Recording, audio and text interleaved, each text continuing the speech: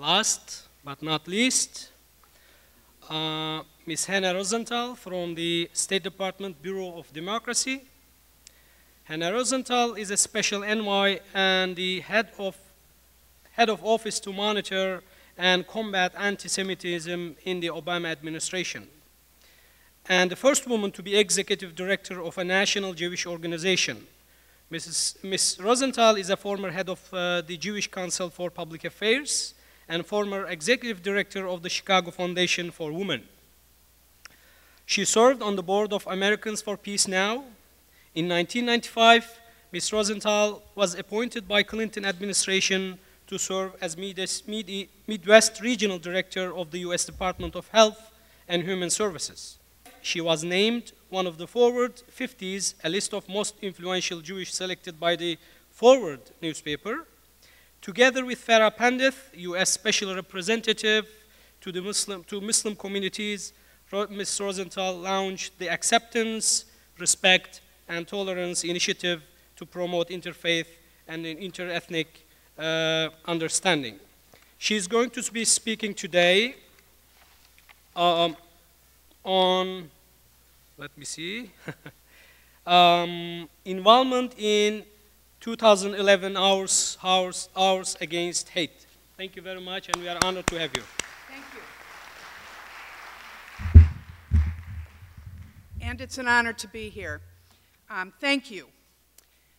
The reason I think I'm sitting on the panel entitled Imagining Our Future is because we share the future. I want to thank not only the college, but the Organization of Islamic Cooperation for inviting me here today to participate in sharing some ideas with you, but what I've learned just sitting here has been totally wonderful.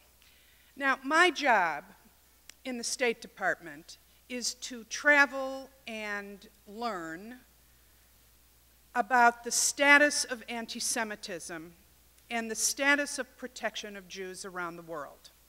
And I do that, and I do it with a passion that comes to me very naturally. But as I have been traveling, I've been on the job almost 2 years, I have come back and reported to the White House and to Secretary Clinton that indeed I am finding an increase on every continent, an increase in incidents of anti-Semitism, hatred of Jews. But what I'm also seeing, to an unbelievable degree, is hatred toward Muslims. And I report this, and I make sure that our various emissaries are following up on what observations and what I'm hearing as I travel around the world. So I want to just talk a little bit about you and me. We share a lot of values, the fundamental values that I've heard described and that I've learned when I've studied Islam, we share. Our faiths share, our vision. We're both immigrant communities to this country. We may disagree on the exact year of our immigration, but Jews came in waves, really a lot, at the end of the 1800s, again in the early 1900s, but were not permitted during the Holocaust, you may be aware. And this immigrant experience that we share is really evidenced in how we become Americans. I'm a first-generation American. Top of our list on being an American, on being in this new culture, has been education. The emphasis that Muslim communities put on education and the emphasis that Jewish communities put on education are models for the world. And did you know that in the United States, Muslims and Jews have the highest percentage of college-educated and advanced degree, more than any other religious communities in the country? It represents the fundamental value about learning, about ourselves, about the world around us, about our communities, and about our country.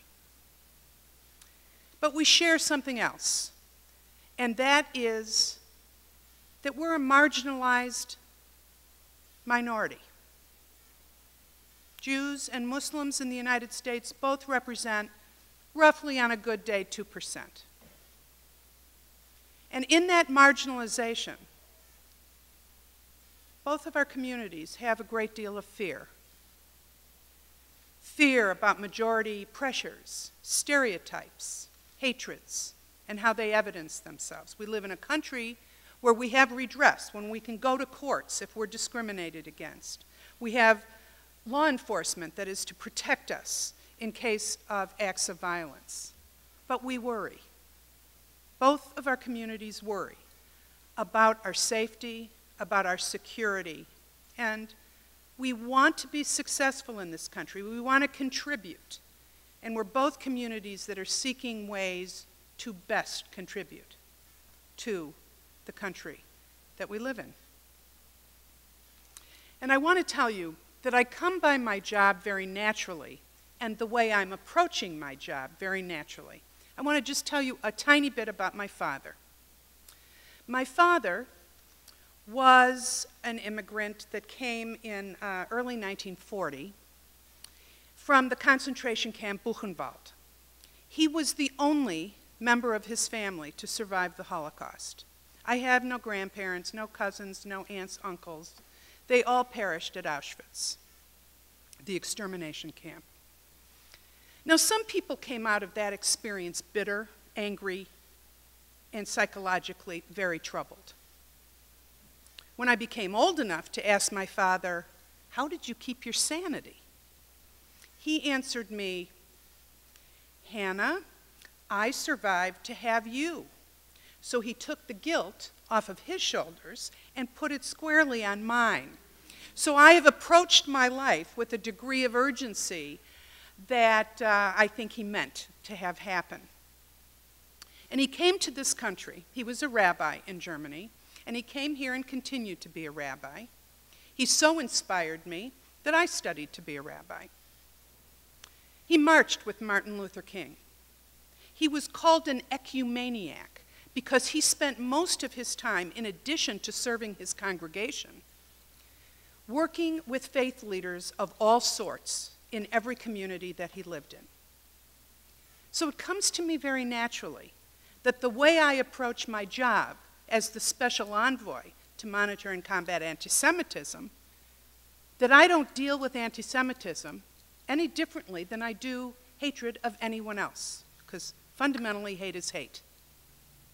The Gallup poll that you mentioned, Salam, also indicated that the highest indicator of Islamophobia by Americans is if they're anti-Semites. Hate is hate. And so we're in this together. We imagine our future together because we're in it together. So how do I approach my job? I want to tell you a story. When the Times Square terrorist attack was thwarted, you may remember, I got very nervous. And I asked to meet with the special representative at the State Department for engagement with Muslim communities around the world, Farah Pandit. And I asked to meet with her because I was concerned. I'm a proud American. I believe in the goodness of our country. But I am also somebody who has been active in the political sphere, and I know that there are forces that are going to seize an opportunity, like a thwarted terrorist attack, to pump up hatred and fear. And so I went to Farah and I said, I'm very nervous about a blowback from this event. It is fine for you to condemn it. It is fine, you heard earlier from Rashad Hussain, another representative to Muslim communities from the US government. But wouldn't it have far more impact if I were the one to officially condemn it? and a wonderful friendship began. And that message basically in our relationship has been, the message of condemning hate is very, very important. But sometimes the messenger is equally important, and perhaps even more important in some cases. And so when in my job I was seeing an increase in something that was personally and professionally very painful to me, and that is an increase in the growth of Holocaust denial, denying the Holocaust ever happened, I knew that Hannah Rosenthal, anybody named a name like Hannah Rosenthal, daughter of a Holocaust survivor, condemning Holocaust denial, would not headlines make. But if, because much of that denial was coming from clerics around the world who were representing Muslim communities, instead, if there was a voice condemning Holocaust denial of Muslim leaders, how much more profound would that be? And so Imam Majid and I, and several others, took a trip to Auschwitz. And my only ask was, if you can, after this experience, issue a statement condemning Holocaust denial, it would be wonderful. I forgot to mention that two of the Muslim leaders that were with us were Holocaust deniers. Well, I had complete confidence that any person of conscience that walks into Auschwitz cannot walk out the same person. And indeed, with the help of Imam Majid, the statement that they created was so much more profound than anything if I had written it myself. It condemned not only denial of the Holocaust, but all forms of anti-Semitism. It resulted in a congressional hearing. It's been written into the congressional record. And by the way, it had me decide that I needed to go to Srebrenica, the location in Bosnia of the Muslim genocide, which I did on July 11th, which is the official commemoration date of the genocide. And if we had a whole lot of time, I would tell you about that. Imam Majid and I and others have talked about maybe bringing some of the young people to both Auschwitz and Srebrenica, being witness to history, learning the particulars of those histories, but much more important, the universal message that we can never let it happen again. And so my relationship with Farah Pandit, we ended up, because of our role in the State Department, going on an official diplomatic delegation to the faraway country of Kazakhstan. It was a conference of the Organization of Security and Cooperation in Europe, and it was a tolerance conference. I have 5 minutes? First part of the conference was on Islamophobia. The second part was on anti-Semitism. The third part was on Christophobia. And the fourth part was on everything else. We wrote all the official statements that one writes and gets cleared through the various ways you have to do through protocol at the State Department. And we fly off to Kazakhstan. And the night before the conference began, Farah and I decided to swap speeches.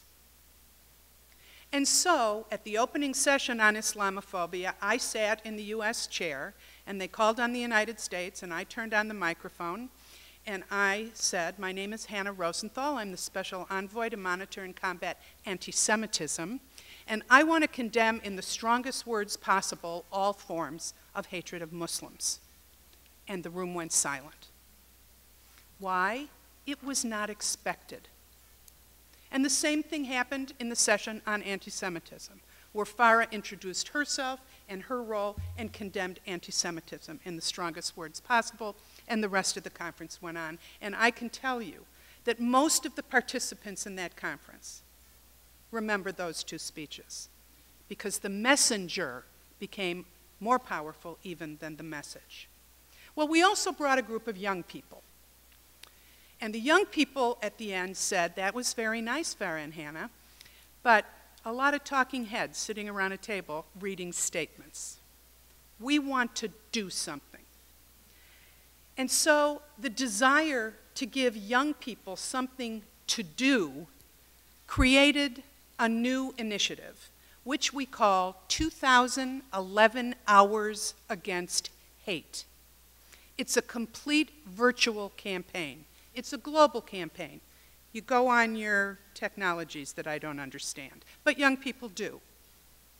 Our goal was to have young people around the world pledge an hour or more of their time to volunteer or serve a community that doesn't look like them, pray like them, or live like them. And our goal, hopefully, was at the end of the year, we'd have 2011 hours pledged. Well, I will tell you, last I checked, we're almost at 13,000 hours. And Farah and I have traveled to Turkey, to Spain, to Azerbaijan, to Lebanon, and to Jordan, promoting, meeting with thousands and thousands of young people, many students, some young professionals, encouraging them to participate in the 2011 Hours Against Hate campaign. And everybody gets it. Young people may not have the resources yet to write a check to support a local non-governmental organization that they want. They may not feel that they have the expertise yet to advise a group, but they have time. They can donate an hour or more of their time. And so this is catching on. And if you go on the website, and I will leave information outside for you on this, if you go on the website, you will see people send videos. I can't understand a lot of them because they're not in English, and I'm embarrassed to tell you that I don't know other languages. People from all over the world are going online and communicating with each other. What is this accomplishing? 3 things. 1, they are walking in someone else's shoes. It will be a Baha'i volunteering to work at a Catholic food pantry, or a Jew volunteering to read books at a Muslim preschool, and the list goes on and on. And people are doing this. The Peace Corps is adopting it.